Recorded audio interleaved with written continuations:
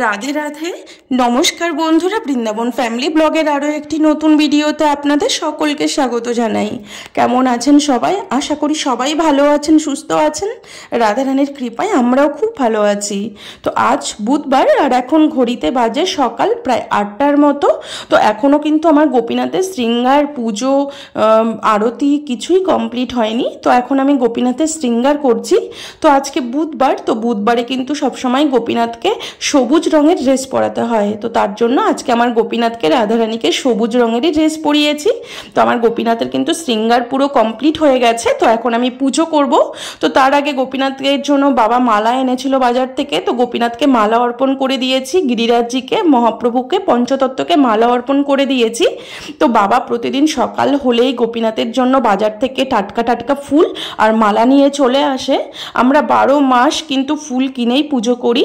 তো এখানে আমাদের রাধাকুণ্ডের বাজারে সকাল সকাল গেলে প্রচুর বিভিন্ন রকমের ফুল পাওয়া যায়, একদম ফ্রেশ টাটকা টাটকা ফুল পাওয়া যায়। তো বাবা প্রতিদিন সকাল হলেই বাজারে গিয়ে গোপীনাথের জন্য ফুলমালা নিয়ে চলে আসে, যেহেতু আমরা 12 মাস এই ফুল কিনেই পুজো করি। তো আমি এখন গোপীনাথের শ্রীচরণে তুলসী অর্পণ করছি। তো গোপীনাথের শ্রীচরণে কিন্তু সবসময় 8টা করে তুলসী পাতা অর্পণ করতে হয়। দক্ষিণ চরণে মানে ডান চরণে 4টে, বাম চরণে 4টে। রাধারানীরও দক্ষিণ চরণে 4টে, বাম চরণে 4টে করে, মানে টোটাল 8টা করে তুলসী পাতা অর্পণ করার নিয়ম। এবার এর থেকে তুমি যদি চাও বেশি তুলসী পাতা অর্পণ করবে তাও করতে পারো। কিন্তু এখন যে পরিমাণে আমাদের এখানে খরা পড়েছে, মানে গরম পড়েছে, তো এই জ্যৈষ্ঠ মাসের গরমে কিন্তু আমাদের এখানে তুলসী খুব একটা ভালো হয় না। তো তার জন্য কিন্তু তুলসী পাতার খুবই অভাব বলতে গেলে। আমার সত্যি বলছি, আমার তুলসী পাতা অর্পণ করতে গোপীনাথের চরণে ভীষণ ভালো লাগে। 8টা তো নিয়ম তুলসী পাতা অর্পণ করার, আর এর থেকে তুমি যদি চাও যে বেশি তুলসী পাতা অর্পণ করবে তাও করতে পারো। কারণ গোপীনাথ আর রাধারানী একমাত্র খুশি কিসে জানো? তুলসী পাতা অর্পণ করলে। যত তুমি তুলসী পাতা অর্পণ করতে পারবেন তিনি তত প্রসন্ন হবেন। তাকে তুমি যতই কিছু ভোগ লাগাও, যতই ভালো মন্দ মানে যতই কিছু রাজভোগ তুমি ভোগ লাগাও, যদি তুলসী পাতা অর্পণ না করো তিনি কিন্তু কিছুই গ্রহণ করবেন না। এই জন্য তাকে যতটা তুলসী অর্পণ করা যায়, কারণ তুলসী পাতার মতো ধন সম্পদ আর কিছুই নেই। তিনি একমাত্র তুলসীতেই বেশি প্রসন্ন হন। তো মনে তো হয় যে প্রচুর পরিমাণে তুলসী পাতা অর্পণ করি, 108টা করে। অনেকে আছেন যারা যেখানে তুলসী পাতা বেশি হয়, অনেকে জানেন, যারা তত্ত্ব জানেন যে তুলসী অর্পণে গোপীনাথ সব থেকে বেশি প্রসন্ন হন। তো তাকে 108টা কেউ তুলসী পাতা অর্পণ করেন, কেউ 1001টা, কেউ 1008টা তুলসী পাতা অর্পণ করেন। যত তাকে তুলসী অর্পণ করা যেতে পারে তিনি তত প্রসন্ন হবেন। তো যাই হোক, এখানে তুলসী নাই বলে আমি 1টা করে তুলসী পাতা দিয়েই পুজো করছি আপাতত। যখন বর্ষাকাল হবে, বৃষ্টির সময় হবে, তখন প্রচুর তুলসী হবে, তখন তো আমি প্রচুর পরিমাণে তুলসী পাতা অর্পণ করি। আমার এই তুলসী অর্পণ করতে ভীষণ ভালো লাগে।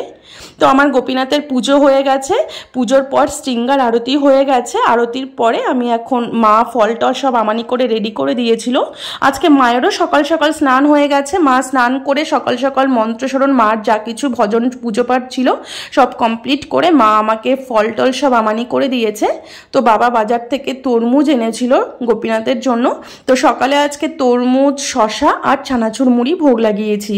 তো আমাদের এখানে যেহেতু ভীষণ গরম পড়েছে এখন, তো গরমকালে কিন্তু আমি গোপীনাথের জন্য সকালে তেমন একটা আর কিছু বানাই না। তো এই শশা মুড়ি ভোগ লাগাই। আর আমরা প্রচুর পরিমাণে শশা প্রসাদ পাই, কারণ এখানে যে গরম না, এই গরমে শশাটা যত বেশি খাওয়া যায় তত মানে হজম ভালো হয়, পেটটাও ঠান্ডা থাকে। আর তরমুজ, খরমুজ এইসব তো ফল ভোগ লাগাতেই থাকি। আর সকালবেলা বেশিরভাগ চানাচুর মুড়ি ভোগ লাগাই। তো অনেকে আমাকে কমেন্ট করে বলে যে তোমরা মুড়ি ভোগ লাগাও, মুড়ি ভোগ লাগাতে পারো। দেখো, এটা হচ্ছে ব্রজধাম, তো ব্রজধামে সব কিছুই চিন্ময়। আর এখানে মুড়ি কিন্তু পাওয়া যায়। আর এখানে মুড়ি যে বাংলার যে মুড়ি সেটা সিদ্ধ চালের মুড়ি হয়, কিন্তু এখানে যে আমরা মুড়িটা খাই না সেটা একদম ফ্রেশ মুড়ি আর মিলের মুড়ি। কেউ হাতে ভেজে বানিয়ে তৈরি করেনি, আমরা কিন্তু মিলের মুড়ি খাই। সেটাতে যেটা বাংলায় যেটা হয়, অনেকে বাড়িতে মুড়ি ভাজে, সেই মুড়ি কিন্তু না এখানে। এখানে বস্তা মিল থেকে মুড়ি তৈরি হয়ে প্যাকিং হয়ে আসে, আমরা কিন্তু সেই মুড়ি প্রসাদ পাই এখানে। আর ব্রজধামে এখানে মুড়ি চিড়ে সব কিছুই আমরা প্রসাদ পাই। তো তার জন্য কিন্তু আর কোনো বাধা নেই। এই জন্য সকাল করে আমি মুড়ি, চানাচুর, আর চানাচুর এটা আমাদের ব্রজধাম, আমাদের ব্রজধামে যে জিনিসটা তৈরি হবে সেটা কিন্তু সবই শুদ্ধ, এটা কিন্তু বাংলা নয়। বাংলার সব জিনিসই মানে বলতে গেলে শুদ্ধ না কোনো জিনিসই। আর আমাদের এই ব্রজধাম হচ্ছে চিন্ময় ধাম, আর এই চিন্ময় ধামে যারা আছে সবাই চিন্ময়। আর এখানে যে জিনিসটা তৈরি হয় এই ব্রজের মাটিতে সেটা কিন্তু সবই শুদ্ধ জিনিস। এই জন্য এখানে চানাচুর বলো, মুড়ি বলো, এগুলো ভোগ লাগাতে কোনো দোষ নেই। তো যাই হোক, সকালবেলা করে মুড়ি চানাচুরি এই গরমকালে ভোগ লাগাই, আর তার সাথে শশা তো থাকবেই। আর কোনো দিন খরমুজ আনে বাবা বাজার থেকে, তরমুজ, এখন যেহেতু গরমকাল তো এগুলোই আমরা সকালে প্রসাদ পেয়ে নিয়েছি গোপীনাথকে ভোগ লাগানোর পরে। আর আজকে আমরা যাব আবারও গোসেবা করতে। তো মাসে আমরা 2টো করে গোসেবা করি। তো আগের মাসেও 2টো গোসেবা করেছি, এ মাসেও আমরা আবারও 2-3টে গোসেবা করব। তো গোসেবার জন্য আমার হাজব্যান্ডও সকাল সকাল ভোরবেলা বাজারে চলে গেছিল, বাজার থেকে গোসেবার জন্য আজকে শশা নিয়ে এসেছে। কারণ এই গরমকালে একমাত্র শশাটাই অ্যাভেলেবেল পাওয়া যাচ্ছে, আর তার সাথে লাউ আর পালং শাকও এনেছিল। তবে পালং শাক গরুতে খুব একটা ভালো খাচ্ছে না, যেহেতু মানে পালং শাক কিন্তু আমাদের এখানে ঠান্ডার সিজনেই সব থেকে ফ্রেশ যে পালং শাক সেটাই ভালো টেস্টি পালং শাক থাকে। গরমকালে পালং শাক পাওয়া যায় খুব রেয়ার, খুবই মানে কোনো দিন বাজারে ওঠে, আবার কোনো দিন ওঠে না। কারণ এখানে গরমকালে কিন্তু পালংয়ের সিজন না, আমাদের এখানে পালংয়ের সিজন কিন্তু শীতকালে। তো তার জন্য মানে পালং এনেছি গোসেবার জন্য, কিন্তু গোমাতা তেমন একটা পালং শাক এবার খুব ভালো খায়নি। সবথেকে ভালো যে জিনিসটা খেয়েছে সেটা হচ্ছে শশা। শশা নিয়ে এসেছিলো, প্রচুর শশা নিয়ে এসেছিলো, সেই শশাগুলোই বাড়িতে আমানি করে নিয়েছি। তো দুপুরে রান্না আমি করেছি, আর মা আর আমার হাজব্যান্ড ওরা দুজন মিলেই শশাটাকে আমানি করে নিয়েছে। শশাটাকে আমানি করে দিলে কি হয়, গোমাতার খেতে ভালো হয়। আর অনেকে কি করে গোটা গোটা শশা খেতে দিয়ে দেয়, এতে করে গোমাতার খেতেও অসুবিধে হয়। তো দেখো, সেবা করলেই শুধু হয় না, সেবাটাকে পরিপাটির সাথে করতে হয়। তো আমরা যা কিছু বড় বড় সবজি থাকে সেগুলো আমরা বাড়ি থেকে যখন গোসেবা করতে যাই এগুলো আমানি করে নিয়ে যাই। সব কিছু পরিপাটির সাথে সেবা করলে, সেবাটা দিলেও মানে তিনি মানে যে সেবাটা করে গ্রহণ করে তার মনটাও প্রসন্ন হয়।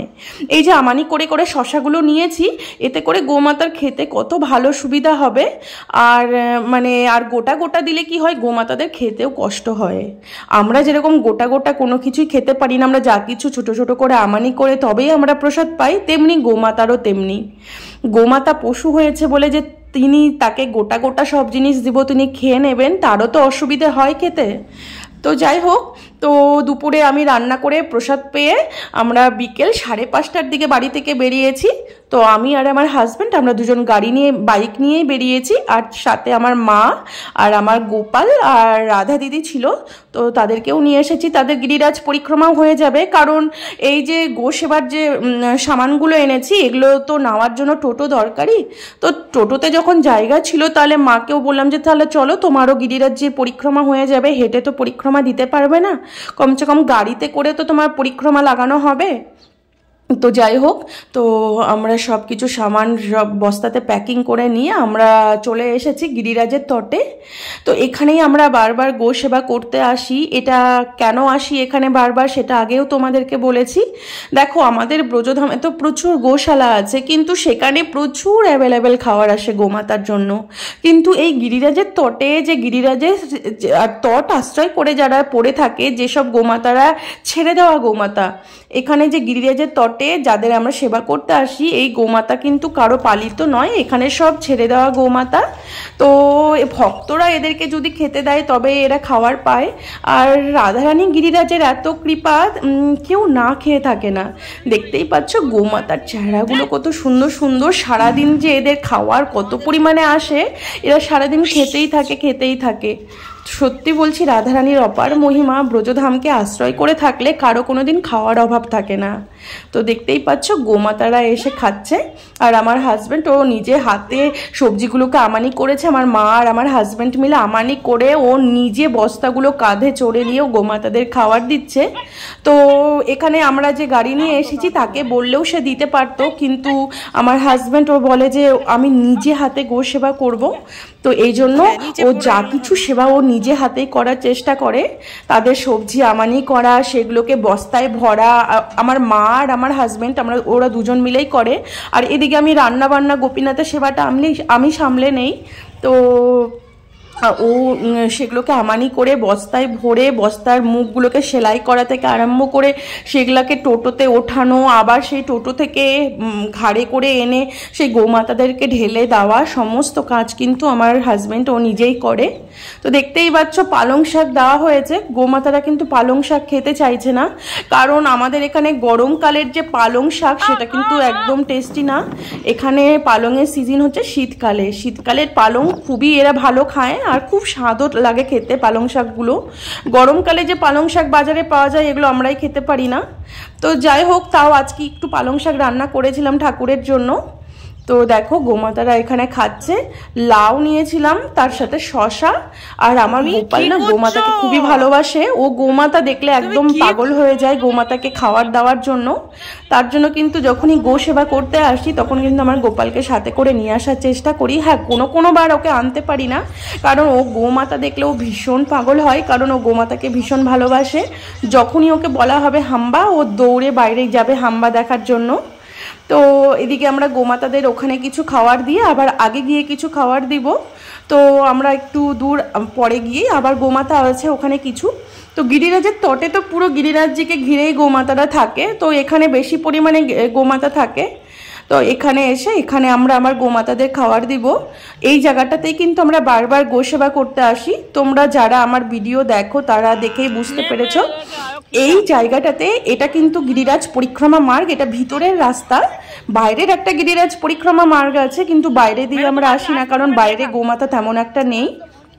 যত গোমাতা ছেড়ে দেওয়া গোমাতা এরা কিন্তু এই গিরিরাজের তটে একদম ভিতরের যে পরিক্রমা মার্গ সেখানেই এরা সব সময় থাকে। এটা ভিতরের পরিক্রমার রাস্তা, এখান দিয়েও কিন্তু পরিক্রমা করে ভক্তবৃন্দরা, দেখতেই পাচ্ছ। তো এটা এখন যেহেতু পূর্ণিমা পার হয়ে গেছে, যখন পূর্ণিমা চলে তখন কিন্তু দিন রাত্রি ভক্তবৃন্দের ভিড় থাকে পরিক্রমা লাগানোর জন্য। তো এখন যেহেতু পূর্ণিমা পার হয়ে গেছে, শুক্লপক্ষ থেকে পূর্ণিমা পর্যন্ত 15 দিন কিন্তু এখানে গিরিরাজ পরিক্রমা সব থেকে বেশি পরিমাণে চলে। এমনি তো 12 মাস পরিক্রমা চলতে থাকে, কিন্তু পূর্ণিমার সময়টা সব থেকে বেশি পরিক্রমা চলে। প্রত্যেক পূর্ণিমা মানে একাদশী থেকে একদম পূর্ণিমা পর্যন্ত এই কদিন একদম টানা পরিক্রমা চলে, সে গরমকাল হোক আর শীতকাল হোক আর বর্ষাকাল হোক। এখানে ভক্তবৃন্দের এত অনুরাগ, মানে এরা এত গরম এত রৌদ্রু তারপরেও এরা পরিক্রমা দেবে এখানে, এটা নিয়ম এখানকার। আর বৃষ্টি হোক বাদল হোক শীতকাল হোক বরফ পড়ুক যাই হোক না কেন, পরিক্রমা বন্ধ থাকে না। এখানে 12 মাস পরিক্রমা চলে। পূর্ণিমাতে একটু বেশি চলে, আর পূর্ণিমা পার হয়ে গেলে অমাবস্যা তিথি সেখানে একটু কম চলে। তো এখন যেহেতু পূর্ণিমা পার হয়ে গেছে তার জন্য রাস্তাঘাট একটু হালকা আছে, তেমন ভক্তবৃন্দের একটা ভিড় নেই। তো তার জন্য আমরা পূর্ণিমার পরেই সবসময় গোসেবা করতে আসি। তো দেখতেই পাচ্ছ শশা নেওয়া হয়েছিল গোমাতাদের জন্য। শশা কিন্তু খুবই ভালো খায় এরা। তো এবার দেখলাম পালং শাকটাও খুব একটা ভালো খেলো না, আর তার সাথে লাউটাও খুব একটা ভালো খেলো না। এই শশাটাই খুবই ভালো খাচ্ছে, যেহেতু আমরা মানুষরাই প্রচুর পরিমাণে শশা খাচ্ছি এই গরমে। আর আমাদেরই যদি ভালো লাগে, আর গোমাতাদের তো আরও ভালো লাগবেই, যেহেতু গরমকালে শশাটা খুবই একটা উপকারী ফল বললেও হয়, সবজি বললেও হয়। তো যাই হোক, গোমাতাদের খাবার দাওয়া পুরো কমপ্লিট হয়ে গেছে। তো এখন আমরা গিরিরাজের তটে প্রণাম দণ্ডবত করে গিরিরাজজির কাছে প্রার্থনা করছি। আর আমার গোপালও গিরিরাজজিকে দণ্ডবত করে নিল। গিরিরাজজিকে দণ্ডবত করে গিরিরাজজির কাছে প্রার্থনা করে তারপরে এখন আমরা চলে আসব। আর এখন বিকেলবেলা, এখন বিকেল 6টার মতো বাজে। আমাদের এখানে দিন কিন্তু অনেকটা বড় হয়ে গেছে। সন্ধে 7:30টায় গিয়ে এখানে সন্ধে হচ্ছে। জ্যৈষ্ঠ মাসে গিয়ে তো সন্ধে মানে 8টা, যখন সন্ধে 8টা বাজবে 8টায় গিয়ে পুরো অন্ধকার হবে, কারণ এখানে দিন প্রচুর বড়। তো বাংলাতে তো এতক্ষণে সন্ধে লেগে গেছে, কিন্তু আমাদের এখানে সন্ধে লাগতে অনেকটা দেরি করে। সন্ধে এখন 7:30টায় গিয়ে সন্ধে হচ্ছে, আর কদিন পর মানে জুন জুলাইতে গিয়ে সন্ধে লাগবে সন্ধে 8টায় গিয়ে। তো এখানে এতটাই বড় দিন। তো এখন ওয়েদারটাও মানে বিকেলবেলা একটু হালকা হালকা হাওয়া বইছে। গিরিরাজের তটে এলে মন প্রাণ পুরো শীতল হয়ে যায়, কি বলবো, অপূর্ব মানে দৃশ্য, অপূর্ব মনোরম পরিবেশ। এই গিরিরাজের তটে এলে আর মানে বাড়ি যেতে ইচ্ছে করে না, এত সুন্দর পরিবেশ। তো যাই হোক, আমরা এখান থেকে চলে এলাম, এসে বাজারে ঢুকলাম। এবার মানে গিরিরাজ পরিক্রমা পুরো কমপ্লিট হয়ে গোবর্ধন বাজারে এলাম। তো এখান থেকে এখন যেহেতু গরমকাল, তো মা বললো গরমের মধ্যে আর কি খাবো, তো লস্যি খেয়ে নেই। তো সবার জন্য 1 গ্লাস করে লস্যি নেওয়া হয়েছিল, মার জন্য, আমি, তারপরে টোটোওয়ালা ছিল তার জন্য 1 গ্লাস লস্যি নেওয়া হয়েছিল। লস্যিটা এত টেস্টি ছিল।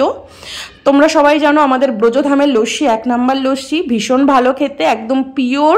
এখানে আবার গরুর দুধ হয় না, এখানে ভোষের দুধের লস্যি হয়। এখানে গরুর দুধ খুবই রেয়ার, এখানে গরুর দুধের মানে তেমন একটা আমদানি নেই। তো আমরা লস্যি খেয়ে আমরা সবাই বাড়ি চলে এলাম।